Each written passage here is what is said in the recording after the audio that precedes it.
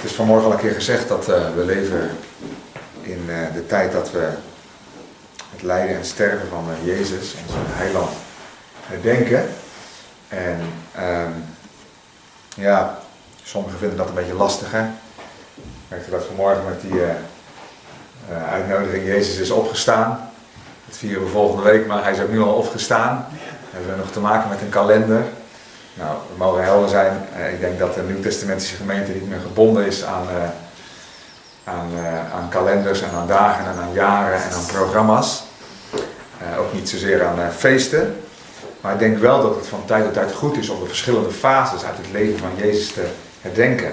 En dat geldt ook voor het lijden van de Heer Jezus. En één tekst die dat bewijst, die de apostel Paulus heeft opgeschreven, die vind je in Galaten 3 vers 1. En die wil ik vanmorgen als eerste lezen. Galaten 3 vers 1. Ik kom later deze preek nog terug op Galaten 3. Maar ik wil daarna naar het Lijdensevangelie uit Johannes. Maar eerst Galaten 3 vers 1, waar ik even kort wat van wil zeggen. O dwaze Galaten, wie heeft u betoverd om de waarheid niet te gehoorzamen? U, voor wie Jezus Christus eerder voor ogen is geschilderd, alsof hij onder u gekruisigd was. Paulus verwijst terug naar de prediking die hij gegeven heeft onder de Galatiërs. En hij zegt, ik heb jullie Christus gepredikt alsof hij onder jullie gekruisigd werd. Dus hij heeft een levendige beschrijving gegeven van het kruiswerk, van het lijdenswerk van de Heer Jezus. En ik kan me voorstellen dat hij beschreven heeft hoe zegenende handen, genezende handen, vrijwillig gebonden werden aan een vloekhout. En ik kan me voorstellen dat hij verteld heeft hoe Jezus bespot en gelasterd is. En dat de waarheid en de liefde van God zelf aan het kruis is genageld. Hij zegt, ik heb dat zo onder jullie gepredikt, dat je bijna zou kunnen zeggen dat hij onder jullie ogen gekruisigd is. Dat was zijn manier van spreken. Hij zal allicht verteld hebben dat in Jezus Christus de profetieën vervuld zijn. En dat met Jezus de Messias gedaan is alles wat de profeten over hem gezegd hebben. Want dat is denk ik wel een punt. Als je het lijden en sterven van de Heer Jezus herdenkt en in herinnering roept, dan, ik kan me dat herinneren als kind, dat ik een soort medelijden kreeg. Dat is niet wat Paulus gepredikt heeft. Meer, juist ook in de handelingen vind je dat Jezus zelf gezegd heeft, maar ook de apostelen hebben dat gezegd, dat met hem gebeurd is wat over hem geschreven was. En dat het naar de hand en de wil van God was. Ik denk wel, en dat bedoel ik te zeggen met deze tekst, dat wij het lijden van de Heer Jezus niet moeten vergeten. Wij leven in de bedeling na het Pinksterfeest. De Heilige Geest is uitgestort.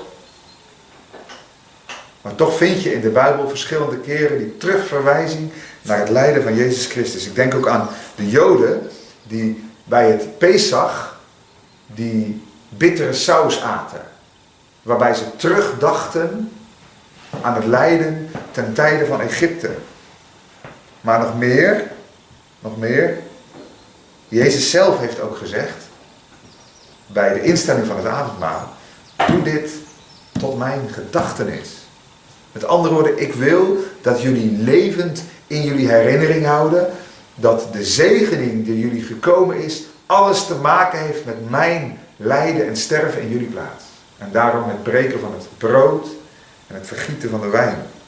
Houd in herinnering hoe ik mij als een slachtoffer en offergave gegeven heb om jullie vrij te kopen. En dat is een mooie taak van de gemeente, een belangrijke taak. Om niet weg te gaan bij het kruis, maar te blijven onder het kruis. Dat wij in herinnering houden wat er nodig was om ons in gemeenschap met God te brengen en onze gemeenschap met God te houden. Dat was het lijden van de Heer Jezus. En daarom wil ik daarvan morgen, als jullie ook bij stilstaan, en enkele lessen uittrekken. Ik denk dat het ongeveer donderdagavond 9 uur was. Dat Jezus zich na zijn worsteling in Getsemane, die verhalen zijn jullie bekend, gevangen geeft. En zich mee laat nemen naar het huis van Annas. En even later naar het huis van Caiaphas. Vanwaar hij uiteindelijk voor de Hoge Raad geleid wordt. Om gedwongen te worden tot de getuigenis dat hij de Messias, de Christus is. En terwijl Jezus op hun uitdrukkelijke vraag toegeeft dat hij de Messias is, scheurt de hoge priester zijn kleren. En hij zegt, wat voor bewijs hebben wij nog nodig dat hij godslasterlijke woorden gesproken heeft en daarom gekruisigd mag worden. De hoge priester scheurt zijn kleren en daarmee werd hij hoge priester af. In Leviticus 21 vers 10 staat uitdrukkelijk dat het de hoge priester verboden was om zijn kleed te scheuren. En dat hij daarmee zijn ambt verloor.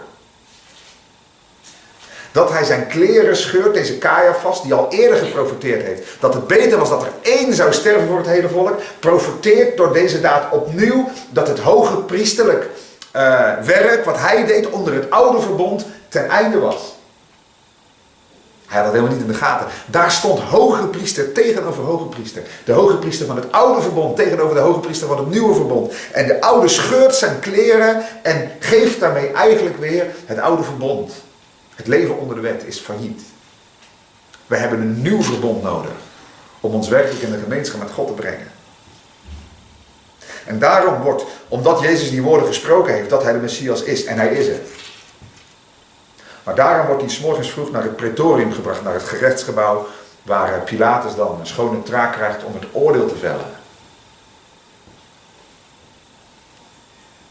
En hij komt, je kent het verhaal, maar het is goed om het vanmorgen in herinnering te roepen. Hij komt tot de ontdekking dat Jezus een Galileër zou zijn en dat hij daarom deze schone taak kan overhevelen naar Herodes. En stuurt Jezus naar Herodes. Maar ook Herodes kan naast dat hij Jezus bespot geen rechtmatig oordeel over Jezus vellen. Hij lacht hem uit. Lucas schrijft dat hij hem een spotkleed omhangt. Maar stuurt hem uiteindelijk terug naar Pilatus zonder een echte doodsoorzaak vastgesteld te hebben. En daarmee komt Jezus weer voor Pilatus. En dan zegt Pilatus openlijk, en hij wast zijn handen in onschuld: ik vind geen schuld in deze mens. En opnieuw gaat er een profetie in vervulling. Namelijk in de mond van 2 of 3 getuigen zal elke zaak vaststaan. Onder het Romeinse recht is definitief vastgesteld dat Jezus onschuldig is. Als Jezus straks gaat sterven, dan is het in ieder geval niet vanwege zijn eigen zonde. Dat is wettelijk vastgesteld door zowel Herodes als Pilatus. Ik vind het zo geweldig. En vaak ik dit verhaal gehoord heb, in deze zogenaamd tragische weg. Tragisch naar het vlees, dat is waar. Voor Jezus heeft God soeverein de hand. En wordt profetie na profetie vervuld. Hier ook, met de hoge priester, maar ook met de vaststelling dat Jezus onschuldig is. Maar het schijnproces gaat door. En ik kan me voorstellen, na een nacht zonder slaap en grote geestelijke strijd, denk aan Getsemane, waar de kinderen vanmorgen over horen. In Jezus' worsteling om die drinkbeker te aanvaarden over de toorn van de zonde, moet Jezus lichamelijk gezien als mens doodop zijn geweest. Jesaja 50 zegt, hij heeft zijn rug gegeven aan degene die hem slaan. En zijn wangen aan degene die zijn baard uittrokken. En zijn gelaat heeft hij gegeven voor smadelijk speeksel. Jesaja 50 vers 6. En uiteindelijk probeert Pilatus die kunstgreep met Barabbas. Maar ook die mislukt. En uiteindelijk besluit Pilatus die schreeuwende menigte tegemoet te komen en Jezus over te leveren. En daarmee komen we eigenlijk bij het einde van het zogenaamde proces. En dat wil ik heel graag lezen uit Johannes 19. Johannes 19. Vers 1. Misschien is er iemand die het voor wil lezen. Vers 1 tot en met 5. Toen nam Pilatus dan Jezus en geestelde hem. En de soldaten vlochten een kroon van doornen en zetten die op zijn hoofd. En ze deden hem een purperen bovenkleed om. En zeiden, gegroet, koning van de Joden. En zij gaven hem slagen in het gezicht. Pilatus dan kwam weer naar buiten. En zei tegen hen, zie, ik breng hem tot u naar buiten, opdat u weet dat ik geen schuld in hem vind. Jezus dan kwam naar buiten met de doornenkroon op en het purperen bovenkleed aan. En Pilatus zei tegen hem, zie, de mens. Zie, de mens. Vers 1. Jezus wordt gegezeld. Denk aan de profetie, door zijn striemen is ons genezing geworden. Vers 2. Ze vlochten een kroon van doornen, zetten die op zijn hoofd. In het tweede deel van vers 2, ze doen hem een purperen bovenkleed om. Er is een soort grap met hem uitgehaald dat hij de koning zou zijn. Daarom een kroon, een jas, een mantel en ook een scepter vind je in de andere evangeliën. Vers 3, en ze zeiden, gegroet koning van de Joden, en gaven hem slagen in het gezicht. En dan vers 4, brengt Pilatus hem naar buiten en toont hem aan het volk. Het is een soort balkonscène eigenlijk. Waarbij de koning getoond wordt aan het volk. En ze hem te zien krijgen. En dan zegt hij, vers 5, einde, zie de mens. Dat is eigenlijk ook een prediking. Hè? Zie de mens. Zie de zoon des mensen. Toont hem eigenlijk aan het volk. Een onooglijk iemand. En hij roept die menigte op met de bedoeling om medelijden voor hem te hebben. En zijn doodsvonnis af te kunnen wentelen. Maar misschien is het ook wel profetisch dat hij eigenlijk roept tegen het Joodse volk. Zie de mens. De mens geworden zoon van God. Als de lijdende knecht.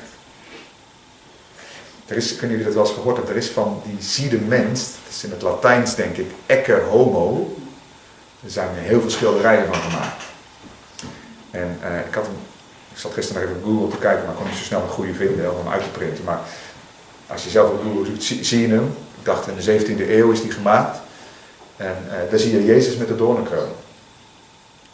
En een van die schilderijen, ecce homo, heeft een tijd gehangen in Düsseldorf, in een kunstgalerij, waar Ludwig Graaf von Zinzendorf op een gegeven moment op bezoek kwam. Misschien ken je die naam wel, van Zinzendorf. En hij was christen en hij maakte een reis door Europa en hij kwam in die kunstgalerij in Düsseldorf en kwam op een gegeven moment voor dat schilderij te staan van Jezus met de doornenkroon. En Gods geest greep hem. En hij bleef daar een paar minuten voor staan en hij keek Jezus aan. Zie de mens. En ik kwam diep onder de indruk van de overgave van de Heer Jezus. En besefte, en ik hoop echt dat Gods geest ons daar vanmorgen iets van laat zien, besefte hoe ongewoon het was dat de Zoon van God daar met doornen gekroond werd. En hij zag de liefde, hè, we hebben dat net gezongen, hij ziet de liefde voor ons in zijn ogen staan. En terwijl hij dat schilderij aanstaarde en Gods geest in zijn hart werkte, las hij onder het schilderij een regeltje. En er stond, dit heb ik voor u gedaan. Wat doe jij voor mij? En op dat moment bracht hem dat tot algehele overgave. En voor dat schilderij leefde hij zijn hele leven in Gods hand. Het was voor hem een geestelijke doorbraak in de zin dat hij vanaf dat moment echt een krachtig instrument in Gods hand geworden is. Zijn hele leven beschikbaar kwam. Nou, daar is de hele Herrnhutersbeweging uit voortgekomen. Met een grote zendingsbeweging wereldwijd. Begonnen bij één man die door Gods geest geleid zicht kreeg op de diepte van Jezus' lijdensweg. Ik wil nu vanmorgen eigenlijk vooral inzoomen op één aspect. En dat vind je in vers 2 van hoofdstuk 19. En daar staat, de soldaten vlochten een kroon van doornen en zetten die op zijn hoofd.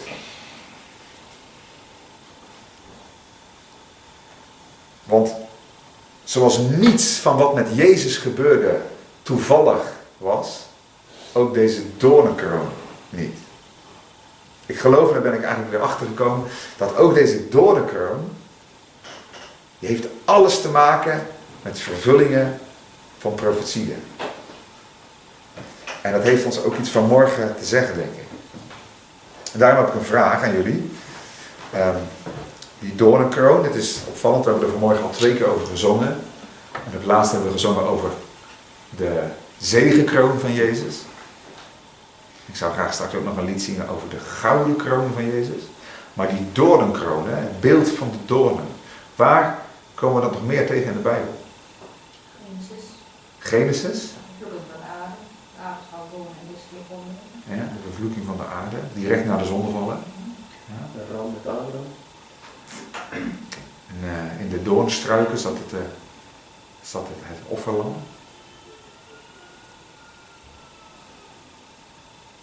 En nog meer? Dan de braamstruik.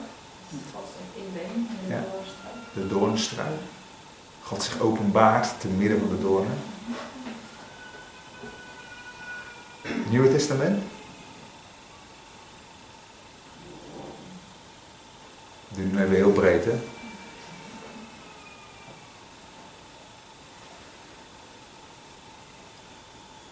Je vindt in het Nieuw Testament in de gelijkenis van de zaaier, de doornen, weer de gelijkenis. En je vindt in het Nieuw Testament in Hebreeën ook nog een tekst over doornen en distels. Ik loop even 4 teksten langs waar je doornen vindt in de Bijbel, die uiteindelijk dus op het hoofd van Jezus komen in de doornenkroon. Het eerste is Genesis 3 vers 18, die net genoemd werd, waar staat dat de aarde dorens en distels zal voortbrengen. En onze zuster zei net al heel terecht, dat heeft te maken met de vloek over de schepping.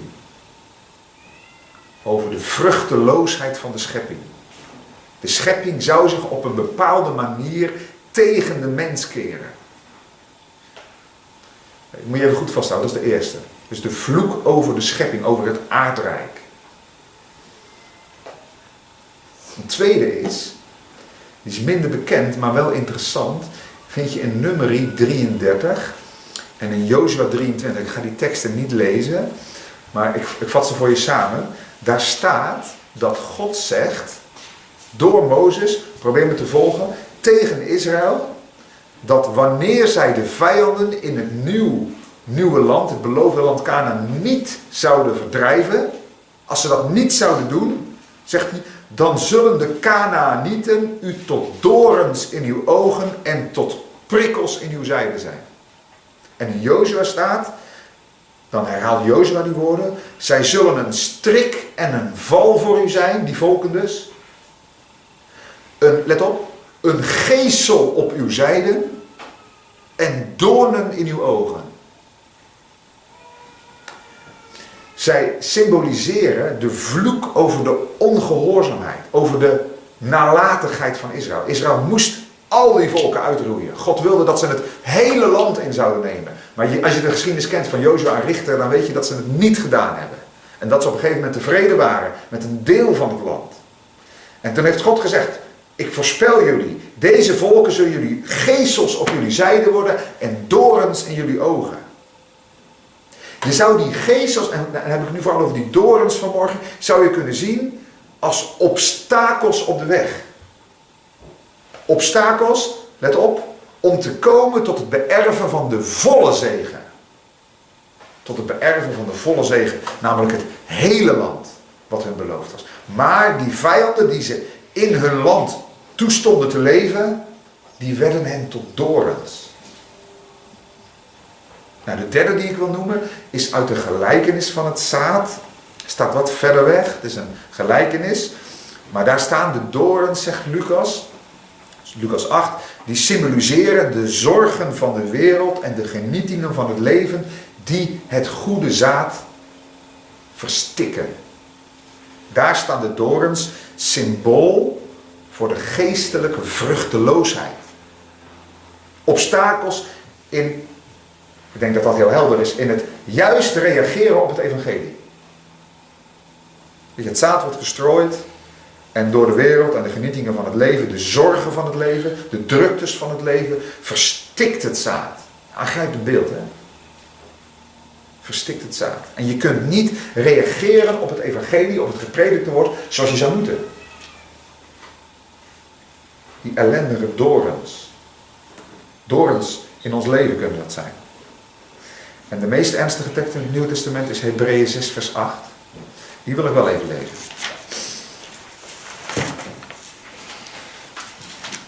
Hebreeën 6 vers 8, waar we ook dorens tegenkomen.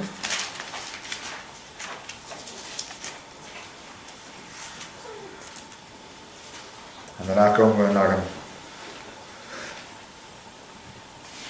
Wat is de essentie nu van dorens in het Oude en Nieuwe Testament? Hier wordt gesproken, het is een heel ernstig gedeelte, ik kan de context nu niet bespreken, maar hier wordt gesproken over een afvallig hart. Afvallig hart dat te vergelijken is met een akker. Ik lees hem voor, Hebreeën 6 vers 8. Maar de aarde die dorens en distels voortbrengt, is verwerpelijk en de vervloeking nabij, waarvan het einde tot verbranding leidt. Het gaat hier over mensen die het evangelie hebben gehoord, die geestelijk gezien heel dichtbij gekomen zijn, maar waarbij hun leven uiteindelijk te vergelijken is met een akker die dorens en distels voortbrengt. Die toch een zondig patroon, een ongehoorzaam patroon blijven vertonen. Geen vrucht. Het staat het vers erboven, vers 7. Hè? De goede aarde waar de regen opvalt, dikwijls nuttig gewas voortbrengt. Nuttig gewas, dat is de bedoeling in het leven van ons. Als het woord van God over ons leven wordt uitgesproken, dat er nuttig gewas voortbrengt. Maar als het uiteindelijk leidt tot wat er staat in vers 8, dat het dorens en distels voortbrengt, namelijk geen verandering van ons leven, dat we blijven wandelen in zonde, dan zegt hier de schrijver, dan zijn we verwerpelijk, 3 keer V. Verwerpelijk, de vervloeking nabij en leidt het uiteindelijk tot de definitieve verbranding. Nou, ik heb nu 4 teksten genoemd, hè? Genesis 3, Numeri, Jozua, Matthäus 13, Lucas 8 over die gelijkenis en nu Hebreeën 6, daar vind je telkens dorens. En nu wil ik eigenlijk komen tot een soort samenvatting. Wat vinden we daar nu over dorens? Het kenwoord, zeg maar de gemene delen van deze 4 teksten, heeft alles te maken met vloek. En dat laatste vers lazen we, vervloeking nabij. Dorens zijn een teken van de vloek. En de vloek die tweeledig is, ik hoop dat je dat meemaakt, de vloek over de schepping, over de vruchteloosheid in de schepping, maar ook de vloek over ons leven. De vloek over ons leven, over ons persoonlijk leven. Nou, vloek is dus echt een Bijbels woord. En de dorens zijn symbool van de vloek. Wat is nu, Bijbels gesproken, de tegenhanger van vloek? Dat is de zegen. En dat weten we van Mozes. Mozes die op de grens van Kanaan gezegd heeft, ik stel u 2 zaken voor. De zegen en de vloek. En de essentie van die hele lange preek van Mozes, je vindt die aan het einde van Deuteronomium en je vindt hem op een andere manier vind je hem ook in Jozua, je vindt het in Numeri. De essentie is, als jullie, volk van God, Israël, moeten we even helder hebben vanmorgen, als jullie gehoorzamen, dan zal God jullie zegenen met goede oogsten, met een goede veestapel, met kinderen, met vrede, met gezondheid en met overvloed. Een hele lijst van zegeningen. Hij heeft het zelfs over de baktrog die vol zal zijn. Jullie zullen delen in een overvloed van aardse zegeningen als gevolg van jullie gehoorzaamheid. Als jullie houden aan de wet. Maar hij zegt heel eerlijk, nou dat is de zegen, maar hij zegt er is ook een vloek wanneer jullie ongehoorzaam zijn. Dan zegt hij, dan zullen ziektes, onvruchtbaarheid, oorlog, mislukking, armoede, verstoting en zelfs vernietiging jullie deel zijn. Als jullie leven in ongehoorzaamheid aan de instructies, aan de geboden die ik jullie heden gebied.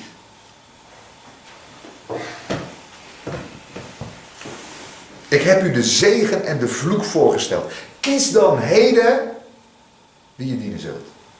Dat was eigenlijk super duidelijk onder het oude verbond. Gehoorzaamheid leidt tot zegen. En ongehoorzaamheid leidt tot vloek.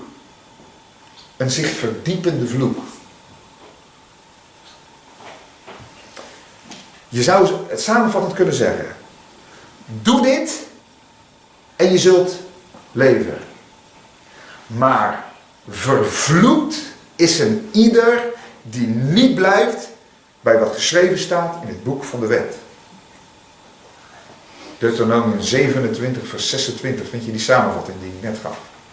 Dat waren de instructies bij het betreden van het land voor Israël.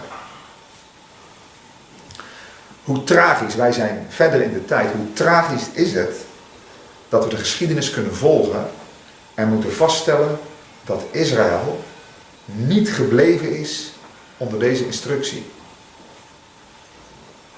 De vloek is over hen gekomen. Namelijk oorlogen, verdeelde rijken, 10 en 2 stammen, ballingschap en na het verwerpen van de Messias, zelfs de verwoesting van Jeruzalem en de totale diaspora voor vele eeuwen. Vervloekt is een ieder die niet blijft bij hetgeen geschreven is in het boek van de wet om dat te doen. Het is aangrijpend. Maar ik maak nu een vervolgstap. Probeer mee te denken. Deze woorden zijn tot Israël gericht. Je kunt dat niet zomaar overzetten op de gemeente. Maar toch kunnen wij, als gelovigen uit de heidenen, ga ik even vanuit, kunnen wij als gemeente, bestaande uit Jood en heiden,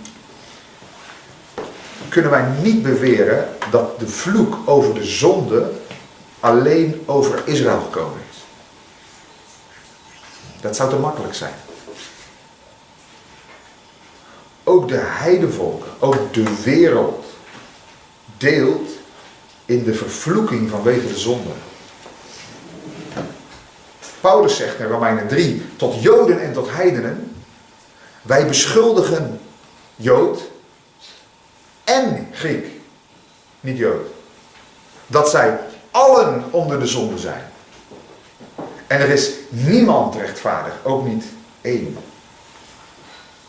En als wij eerlijk zijn, broeders en zusters, er is een vruchteloosheid die zich in de schepping, denk aan tsunamis, aardbeving, misoogsten, armoede, onvruchtbaarheid, die zich in de schepping openbaart, maar er is ook een onvruchtbaarheid, en ik hoop dat je deze stap meemaakt, die zich in onze levens openbaart.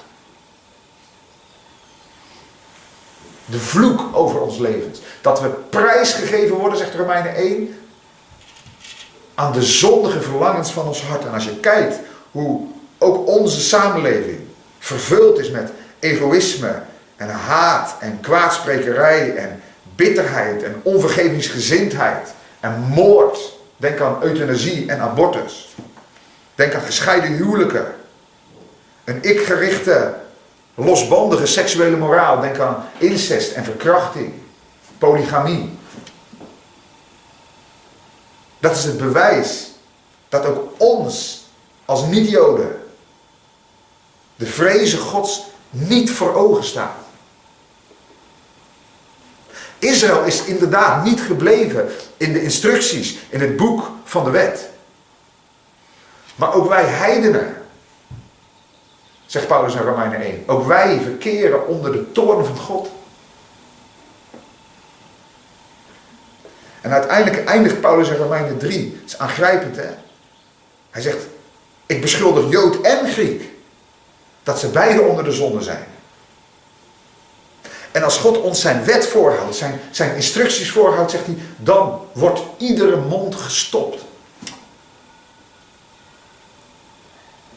En ik wil vanmorgen even een persoonlijke vraag aan je stellen. Herken je dat? Dat je zegt, Heer, als u gewoon mij laat zien wie u bent en wat u van mij vraagt, dan moet ik mijn mond gewoon houden.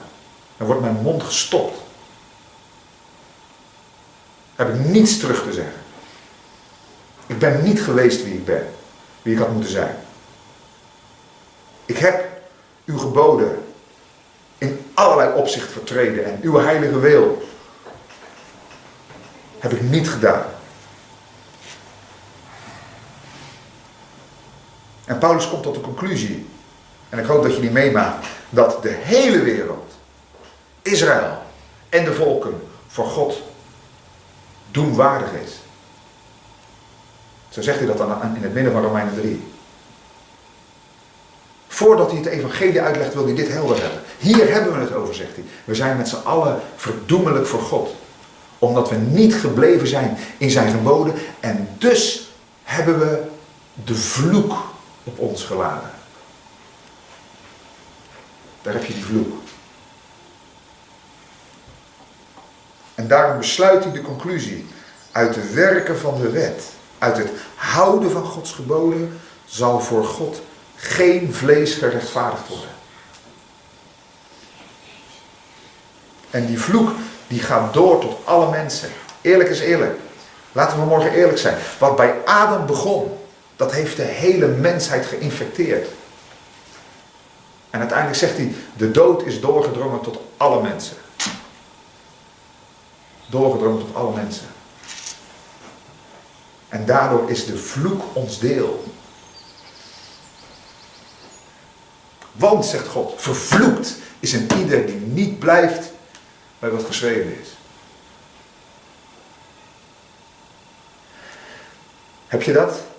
Hebben wij dat? Erkend.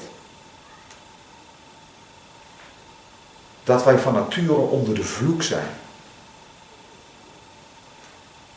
Heb je erkend dat het oordeel van God wat over ons leven zou moeten komen, verband houdt met de vloek die wij over ons gehaald hebben?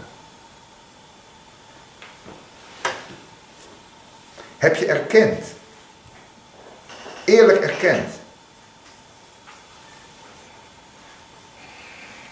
dat de vruchteloosheid in je leven, in je natuurlijke leven, alles te maken heeft met de vloek die over ons gekomen is?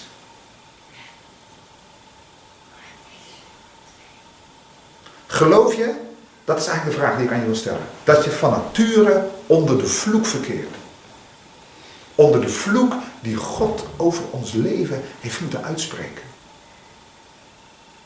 De vloek die volgens Hebreeën 6 leidt tot verwerping en verbranding.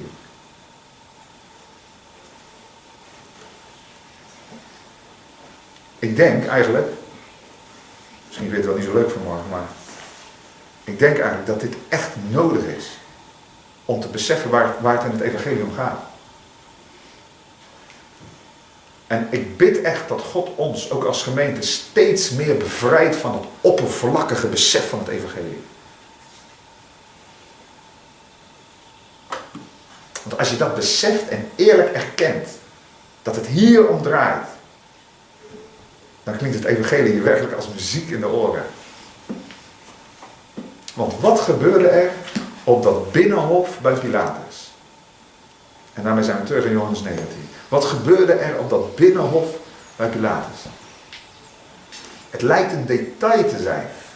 Maar Jezus werd met doornen gekroond.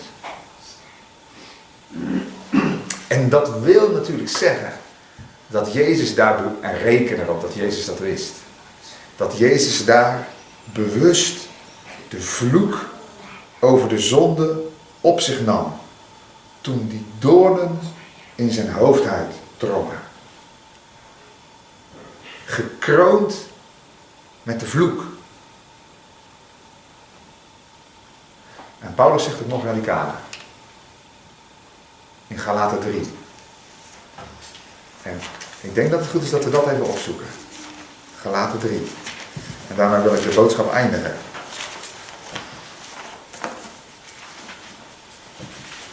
Ik begin bij vers 10 te lezen.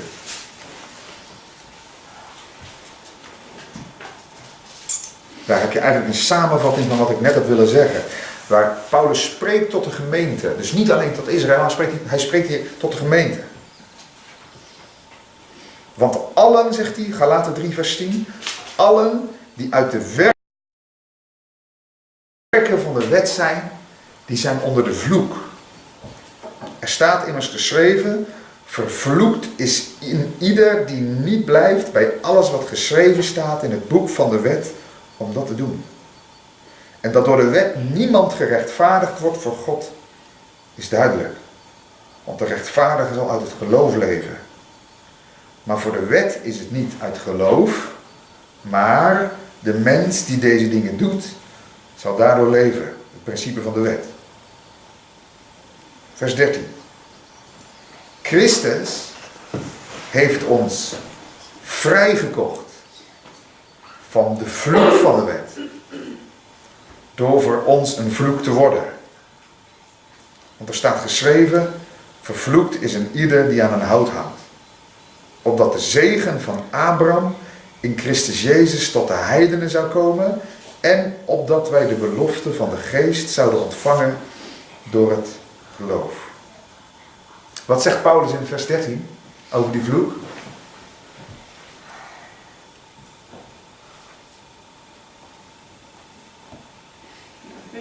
Een vloek is gewoon voor ons en zo ons vrijgekocht. Christus, ja, voor ons een vloek is geworden. Hij zegt, broeders en zusters, even nadenken. Hij zegt dus niet, Christus heeft de vloek gedragen. Hij zegt, Christus is een vloek geworden. En hij legt dat uit met oud-testamentische taal, met een citaat uit Deuteronomium 21 vers 23, waar hij zegt, want de wet zegt, vervloekt is een ieder die aan een hout hangt. En dat klopt, als je dat opzoekt, misschien moet je vandaag maar eens doen, daar staat in Deuteronomium 21, zwart op wit, dat een gehangene, dus iemand die tussen hemel en aarde hangt, voor God vervloekt is. En daarom mochten de lichamen niet blijven hangen. Want hij is vervloekt. God heeft hem vervloekt. Vervloekt is een ieder die aan een hout hangt. En Paulus zegt, dat is met Jezus gebeurd. Die doornen op zijn hoofd, die symboliseerden de vloek. Maar de vloek werd over hem uitgegoten toen hij tussen hemel en aarde hing als een gehangene. En daarmee droeg hij niet alleen de vloek, maar daarmee werd hij een vloek. En wat er dus feitelijk gebeurd is in de geestelijke wereld, is dit. God de rechtvaardige, de heilige, plaatste de vloek die over ons leven lag, krachtens onze ongehoorzaamheid. Die plaatste God op het leven van Christus, waardoor hij een vervloekte werd. En hij werd met die vloek geheel en al bedekt. En het kan niet anders, hij stierf eraan. Want hij was vervloekt. Hij werd tot zonde gemaakt. En zonde leidt tot vloek. En omdat Jezus daar tot zonde was gemaakt, werd hij een vloek. Er is één mens in de geschiedenis geweest voor wie die vloekuitspraak uit Deuteronomium 27 niet gold. Namelijk, vervloekt is wie de woorden van deze wet niet uitvoert. Er is één mens voor wie die vloek niet gold en dat was Jezus. En hij, uitgerekend, hij werd tot vloek. In onze plaats. En wat rondom dat kruis haast niemand begreep. En wat velen vandaag nog altijd niet begrijpen, is dat daar de toorn van God over de Godmens Jezus werd uitgegoten, omdat hij de vloek op zich nam. Gesymboliseerd in die doornenkroon. Die was dus niet zomaar een detail.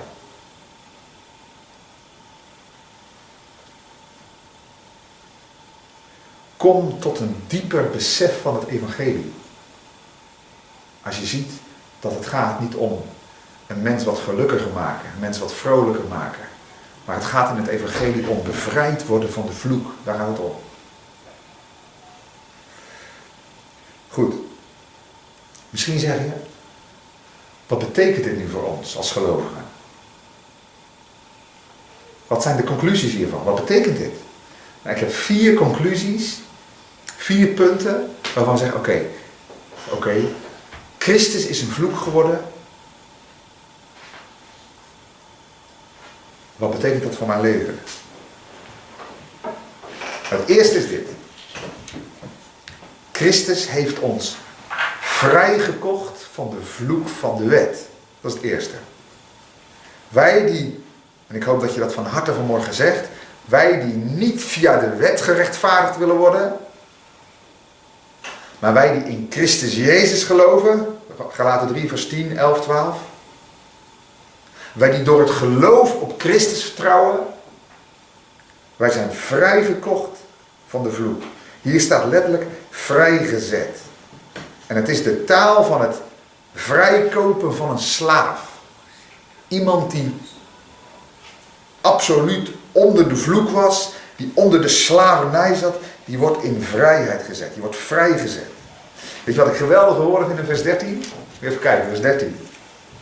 Christus heeft ons vrijgekocht van de vloek van de wet door voor ons een vloek te worden.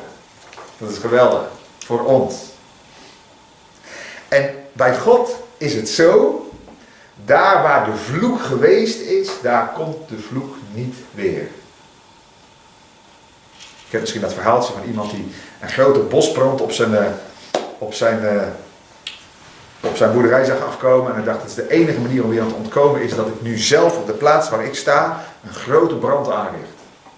En hij stak een brand aan, en hij wist het grotere vuur bereikt mij binnen een paar dagen. En hij stak een brand aan, zeg maar op 10 vierkante meter, 20 vierkante meter. En alles wat het vuur daar verteerde, bleef niets van over. En de zekerheid die hij had, hier is het oordeel, hier is het vuur geweest.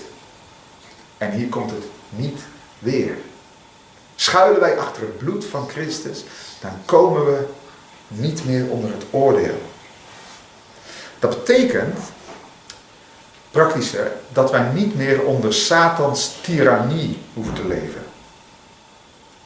Satan die ons altijd wel doen geloven dat ons leven onder een vloek ligt. Maar dat we zijn heerschappij en zijn gedachten mogen weerstaan in Jezus' naam.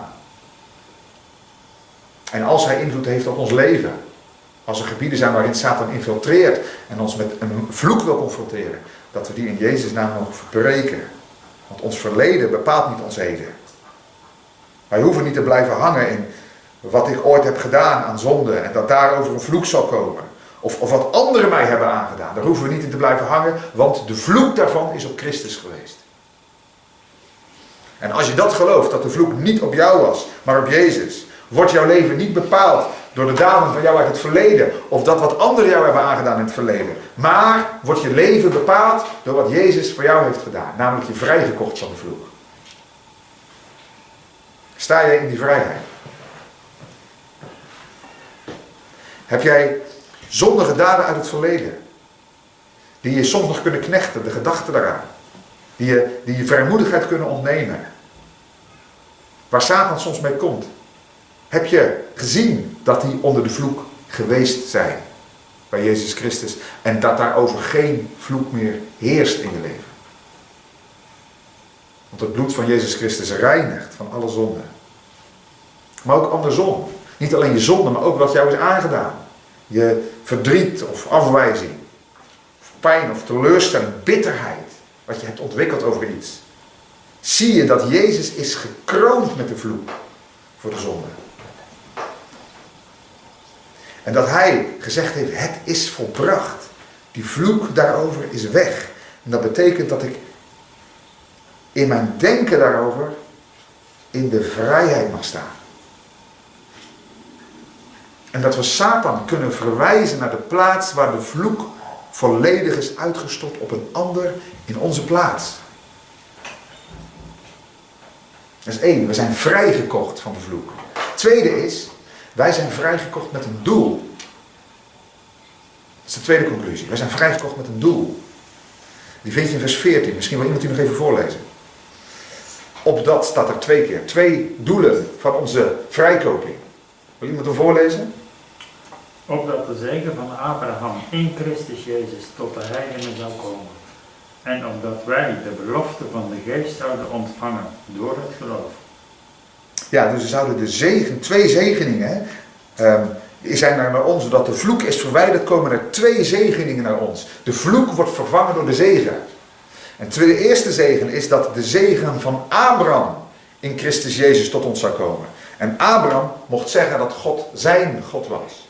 Dat God zijn schild en zijn loon was. En dat betekent dus dat er in plaats van vloek over ons leven vrede met God komt. God heeft die vloek verwijderd om ons te laten delen in vrede en in Gods kennis. En het tweede is, dat is de verdieping, die tweede zegen, die volle nieuwtestamentische zegen, opdat wij, broeder las hem het voor, deel van 14 vers 2, opdat wij de belofte van de geest zouden ontvangen. Met andere woorden, dat we niet alleen God als onze God kennen, maar dat God ook in ons komt wonen. Hoe kan dat? Omdat de vloek verwijderd is. Kan God weer gemeenschap met ons hebben. Ja, zelfs op een diepere manier dan Abraham had. Namelijk dat God in ons woont door de Heilige Geest. Dat we God vader mogen noemen. Dat we geen slaven meer zijn, zegt hij in Galaten 4, maar zonen en dochters van de levende God. Dat is de volle zegen van Abraham. Dat is de volle zegen van Abraham. Het is niet alleen, ik heb dat lang gedacht, dat de vloek wordt opgeheven. Dat is al iets om halleluja over te roepen. Maar er komt ook iets van in de plaats. Namelijk dat we zonen en dochters van de levende God worden. En dat we als gemeente niet delen in die aardse zegeningen die ik net opsomde van Israël. Rijkdom, vruchtbaarheid, eten, drinken, vrede. Maar dat we delen in geestelijke zegeningen. Alle geestelijke zegeningen in de hemelse gewesten in Christus. En ik hoop dat je dat herkent. Dat je zegt, ik ben niet alleen van de vloek ontheven, maar ik deel ook in geestelijke zegeningen. Ik ben geestelijk gezien een miljonair. En omdat de Heilige Geest in me woont, mag ik die zegeningen 1 voor 1 ontvangen. Denk aan vergeving van zonde, maar denk ook aan het ontvangen van de Heilige Geest, de adoptie tot kinderen. Dus dat we weten, we zijn kinderen van de levende God. Nou, Efeze 1 vind je die hele lijst. Ik wil aan je vragen, leef jij als een miljonair? Want geestelijk gezien ben je een miljonair. Leef je ook zo? Of denken anderen als ze jouw leven zien? Het is maar de vraag of die van de vloek bevrijd is.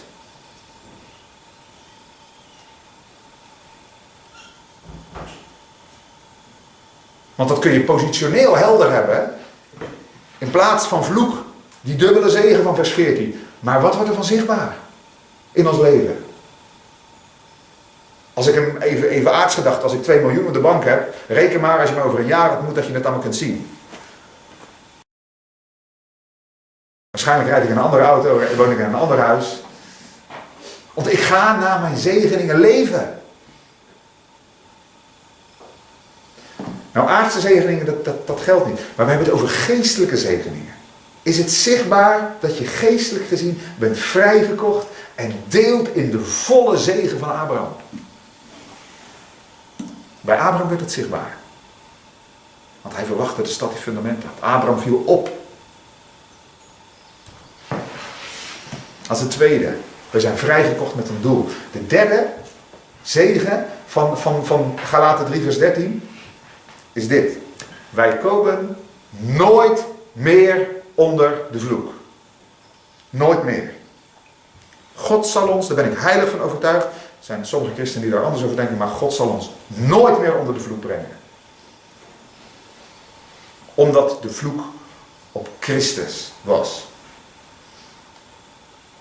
Dat wil niet zeggen, ik wil dat vanmorgen wel helder gezegd hebben, dat het betekent dat wij ten alle tijden delen in aardse zegeningen. Zoals rijkdom, welvaart, gezondheid, fitheid, geluk, voorspoed, vruchtbaarheid. Dat gold Israël onder het oude verbond. Voor de gemeente geldt, zoals ik net gezegd, de geestelijke zegen die plaatsgemaakt hebben voor de vloek. Als wij aardse moeilijkheden ondergaan, moeten we niet meer denken dat we onder de vloek zijn.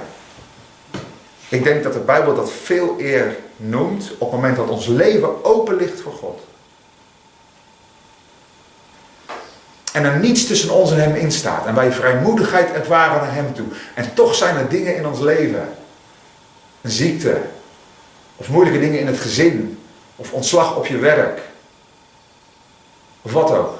Dingen die in je leven gebeuren die je niet goed kunt verklaren. Dan noemt de Bijbel dat geen vloek, mijns inziens. Maar noemt de Bijbel dat veel eer tuchtiging.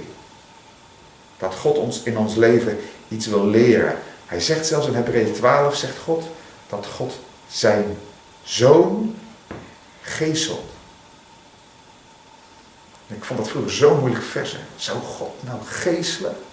Maar toen ontdekte ik wat erachter. Hij geeselt wie? Iedere zoon die hij aanneemt. Met andere woorden, God voedt ons op. En als je kinderen hebt, dan weet je dat je ze soms op een bepaalde manier verdriet moet doen. Iets moet onthouden. Ze moet straffen. Waarom? Omdat je ze opvoedt. Is dat vloek? Dat is geen vloek. Dat heeft een opvoedkundig doel. En zo gaat God onze Vader ook in ons leven te werk. Paulus zegt, soms zijn er nog kleine doornen in ons vlees. Geen doorn van vloek. Want met dat Paulus zegt, ik heb een doorn in mijn vlees. Denk aan die doorn. Dan zegt hij, ik weet dat God gezegd heeft. We hebben dat vanmorgen gezongen. Mijn genade is u genoeg. Er zijn nog restanten in ons leven, naar mijn overtuiging, die iets weergeven van de vloek die over de schepping ligt. En daarom zegt Paulus, de wereld zucht in barensweeën. Totdat we komen tot de algehele mondiale bevrijding van de vloek. Maar innerlijk zijn wij nu al vrijgezet. En leven we als gezegende mensen. En komen we dus nooit meer onder de vloek. De laatste conclusie, 4. Wij zien uit. Denk maar mee, zet even je toekomstbril op. Wij zien uit naar de totale bevrijding van de schepping. Dat de heerlijkheid niet alleen in ons openbaar wordt, maar zichtbaar wordt op de hele wereld. Een tijd van vrede, niet alleen voor de gemeente, maar ook voor Israël. Ook voor Israël.